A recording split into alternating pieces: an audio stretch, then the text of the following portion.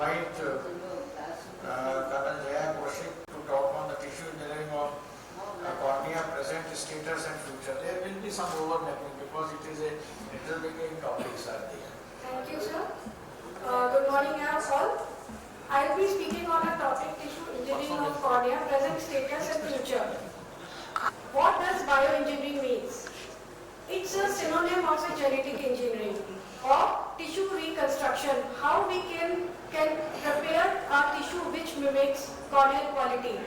The cornea is the outermost shield of the eye, coat of eye, which protects, which transmits, which has is the maximum light refractive surface, and also it has an optical property. So we are now we are making some tissue by genetic engineering which has all these properties. So how it can be prepared? The healthy cornea is made up of collagen and water. So any tissue which we want to prepare having all these important qualities of optical active cornea. So the main component or the biomaterial should be having collagen and water. So collagen should be ideal for making the corneal layers. So causes of blindness of India are as follows. Most important causes of corneal blindness in India are infection, nutritional disorders, genetic, trauma and iatrogenic. The requisite properties for reconstructive a genetically engineered cornea is based on the concept that is layer by layer. So we need a suitable biomaterial which has adequate biomechanical properties, biocompatibility, degradability and transparency to have an optimal optic function. So this approach can be divided into two types, using direct cell or growth factor approach and using scaffold based cell delivery, which is hydrogel or non-hydrogel based. These cells restore vision. It is expected that they migrate, proliferate and integrate into the host tissue and restore its structure and function.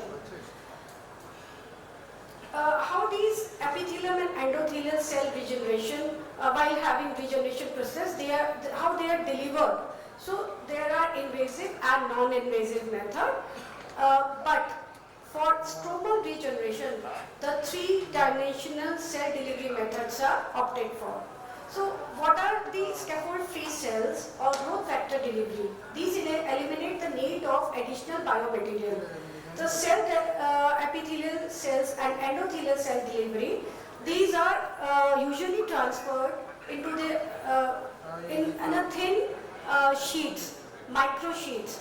These sheets are thin and difficult to be handled, and they can only produce epithelial and endothelium. The growth factor delivery in form of platelet-rich PRP, plasma factors, amniotic membrane, umbilical cord serums and conditioned mediums. These have properties to promote tissue healing. They are easily available and no risk of rejection and highly biocompatible. So these cells are used mainly to treat epithelial regeneration, which have already been covered by my previous speakers, and not suitable for the severe corneal disease involving the endothelium or the stromal issues.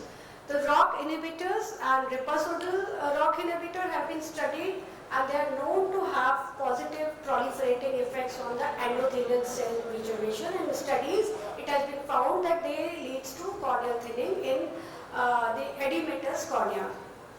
So what are the scaffold-based tissue engineering approaches? These can be natural or synthetic. Synthetic have more acceptable, stronger mechanical strength, low degradation rate, and the geometry is almost like the stroma, that is the special geometry, and they lack cell binding properties, and there are inflammatory responses leading to graft rejection in synthetic materials. But in natural scaffold, they are more biocompatible, more stronger cell binding sites, but of course they have poor mechanical properties. So these are either protein based, that is human and animal sources, from where we can have collagen, amniotic membrane and fibrin, polysaccharide bases like algas and microbial sources, and decellularized tissue of the corneal layers. So what a good scaffold will have characteristics. It should have a tensile strength like cornea, proper surface topology, then biodegradability, water content like a cornea, and cytocompatibility. The synthetic hydrogel based scaffolds are, Gaurav sir has already discussed, these are polyethylene glycol based hydrogels. It has a lot of water content and it can be used for corneal endothelial cell regenerations. The another are silicone hydrogel based contact lenses which can be used for treating severe limbal stem cell deficiency. Polyvinyl alcohol hydrogel, these are used in basically cases of keratoconus, and these can be placed after making flap by LASIK, and these can be placed below the LASIK flaps.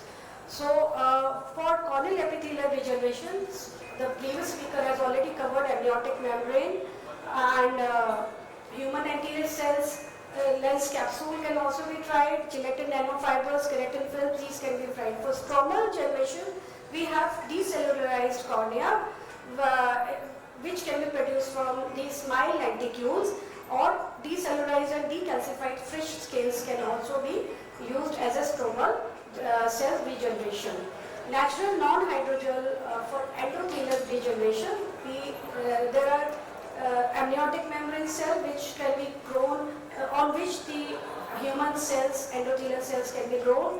Then decellularized human corneal stroma, freeze-dried hyaluronic acid, gelatin sheets can also be used for endothelial regeneration.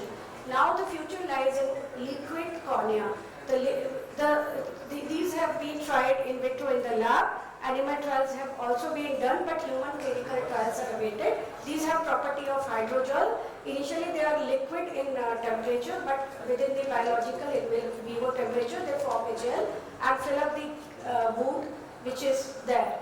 So these are the components like gelatin, chitosan, and these can be used for such problems. There are prefabricated collagen-based hydrogels which have been also tried. These are collagen and HPLC composite. These can be used to treat keratoconus, scaffold, and these are implanted by ALKs. Then there are another collagen shaped molded collagen, compressed collagen hydrogels. These all have been under research, and the future lies in biocomparating, that is future of corneal bioengineering. This is a new developing method for mimicking proper microenvironment for encapsulated cell for specially stromal regeneration. In this technique, the required geometry, that special one, is converted into the biomaterial via computer.